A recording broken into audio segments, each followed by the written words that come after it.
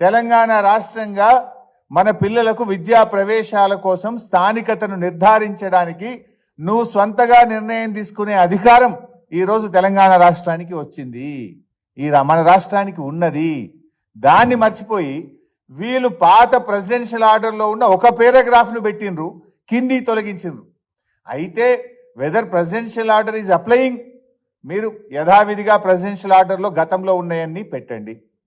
లేదు మేము ఉద్యోగ అవకాశాల కోసం ప్రెసిడెన్షియల్ ఆర్డర్ సవరణకు ఢిల్లీకి పోయి సవరణ తెచ్చి మన పిల్లలకు లాభమయ్యేటట్టు 95% లోకల్ రిజర్వేషన్ తెచ్చాం. You also do that process. 8 నెలల ఏం చేస్తుండ్రు మీరు వచ్చి? లేదు ప్రెసిడెన్షియల్ ఆర్డర్ లేదు అనుకుంటే ఇతర రాష్ట్రాలు చేసినట్టు నువ్వు కూడా సొంతగా మన రాష్ట్రానికి రూల్స్ ఫ్రేమ్ చేయండి. ఇవాళ తమిళనాడు ఎట్లున్నది? తమిళనాడు రాష్ట్రంలో చూస్తే 6వ తరగతి నుంచి 12వ తరగతి దాకా తమిళనాడులో చదువుకొని ఉండాలి. తల్లిదండ్రులు కూడా తమిళనాడు వాళ్ళు అయ్యి ఉండాలి. రేషన్ కార్డు ఉండాలి తమిళనాడులో. రేషన్ కార్డో, బర్త్ సర్టిఫికెటో, నేటివిటీ సర్టిఫికెటో మేము తమిళనాడు వాళ్ళమని తల్లిదండ్రికి ఉండాలి.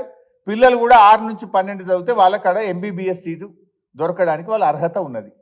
అది తమిళనాడు రాష్ట్రం అట్లా వాళ్ళు తయారు చేసుకున్నారు. కర్ణాటకకు పోతే ఏమంటున్నారు? 7 సంవత్సరాలు కర్ణాటకలో చదువుకొని ఉంటే చాలు. తల్లి కానీ తండ్రి కానీ ఇద్దరుంటే ఇంకా మంచిది. ఒక్కరన్నా కర్ణాటకలో ఉండి ఉంటే వాళ్ళ పిల్లలు కర్ణాటక పిల్లలుగా పరిగణించి వాళ్ళకు MBBS సీట్లకు అడ్మిషన్ ఇస్తాం. ఇది కర్ణాటక పద్ధతి. కేరళలో ఒక పద్ధతి ఉంది. కేరళలో ఏమంటున్నారు? వాళ్ళ పిల్లలు కేరళలోనే చదువుకొని ఉండాలి. కేరళలో స్థిర నివాసం తల్లిదండ్రులకు ఉండాలి.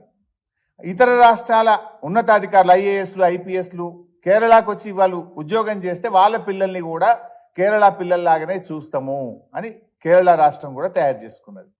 మరి మనము ఫస్ట్ టైం ఇప్పుడు 10 ఏళ్ళు అయిపోయింది కనుక రాష్ట్రం ఏర్పడిన తర్వాత you are free to frame your own rules.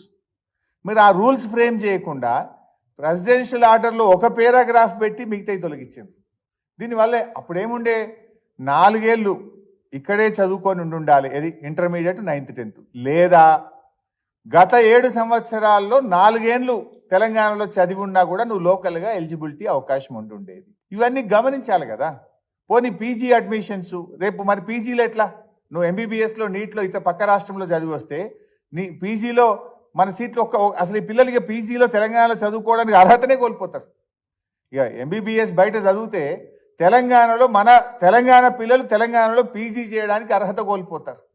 Telangana పిల్లలు ఇంటర్మీడియట్ పక్క రాష్ట్రంలో ఎక్కడైనా చదివితే వాళ్ళు తెలంగాణలో MBBS అడ్మిషన్కు అర్హత కోల్పోయే విధంగా మీరు రూల్స్ ఫ్రేమ్ చేసినారు. ఆ రోజు ఉన్న రూల్స్లో దీంతో పాటు కింద 1, 2, 3, 4 దెర్ ఆర్ 4 ఆప్షన్స్. కానీ మీరు ఒక ఆప్షన్ పైది మాత్రం పెట్టి కింది తీసి పడేసిండ్రు. అంటే ఎంత అనాలోచితంగా ప్రవర్తిస్తున్నారు. ఈ రాష్ట్ర భవిష్యత్తు మీద, పిల్లల భవిష్యత్తు మీద మీకు ఏమాత్రం ఆలోచన లేకుండా పోయింది. అయినా ఇది ఒక మెడికల్ అడ్మిషన్స్కి ఇచ్చేసినారు మీరు.